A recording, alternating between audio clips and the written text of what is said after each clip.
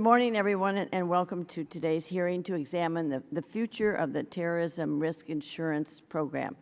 It's no coincidence that we are holding this hearing on the 11th anniversary of September 11th. The Terrorism Risk Insurance Act was established in direct response to the events of that tragic day in 2001. So it's appropriate to reflect on the simple fact that we, as a nation, continue to grapple with the monumental consequences that 9/11 had on every facet of American life. Our goal today and always is to ensure that no act of terror or threat of violence can ever again interrupt the lives, prosperity, or liberty of the American people. For this subcommittee, this means talking a little bit about TRIA and how best to ensure American commerce and families against an attack which we pray will never happen again. That said, it's just one small part of a bigger conversation. Every day, American soldiers are fighting for our freedoms, while firefighters and emergency personnel here at home put their lives on the line for our safety, just as their colleagues did on 9/11. So before we get into the policy details on matters of terrorism risk and insurance, I'd just like to take a moment to honor those who we lost on 9/11 and offer a simple thank you to the people still fighting for our way of life. While we examine ways to facilitate investment and job growth in America, let us never forget the heroes who sacrificed everything to give us an America worth investing in. That's something to remember. With that, I would like to announce that after the ranking member and I deliver opening statements, we will hear from our first panel of witnesses. We will then recess the hearing at 10:30 so that members can attend the 9/11 Congressional Remembrance Ceremony.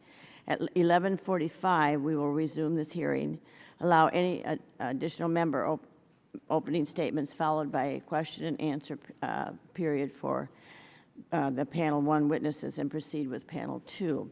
Now, as we all know, in the aftermath of September 11th, our country was resilient.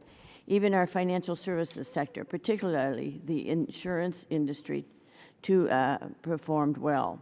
The record reflects that insurance firms, including those directly affected by the attacks, expedited claims processing and paid and absorbed the loss of $40 billion in today's dollars.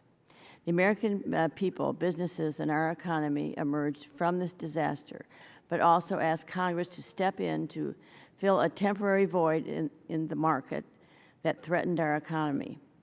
A new and unique insurance risk, terrorism, had emerged. For the private sector, this new risk was unpredictable, uninsurable, and excluded from commercial policies. To prevent further economic toil, Congress stepped in, enacting the Terrorism Risk Insurance Act in 2002, which stabilized the marketplace. TRIA temporarily created a form of reinsurance, a public-private partnership, to make available terrorism risk insurance until the private sector could model and price for this new risk. To give the private sector more time, twice Congress has reauthorized TRIA. These congressional interventions were the right thing to do, and I supported them.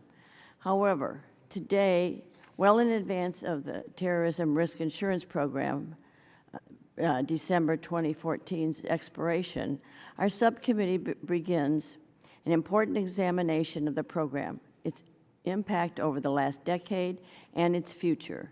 This hearing will assess conditions in the insurance market and the private sector's capacity to offer reinsurance and insurance coverage without a federal backstop for losses resulting from international and domestic terrorism. This hearing also will explore options for encouraging greater private sector participation in the market for terrorism risk insurance. I hope that this will be the first of many hearings that our subcommittee will hold on TRIA. It is critical to our families, workers, businesses, and economy that Congress develops a long-term solution to terrorism risk insurance. With that, let me just welcome our witnesses and thank you for participating in today's discussion, and we look forward to your testimony. And I will turn to the ranking member pro tem today. Ms. Maloney from New York is recognized.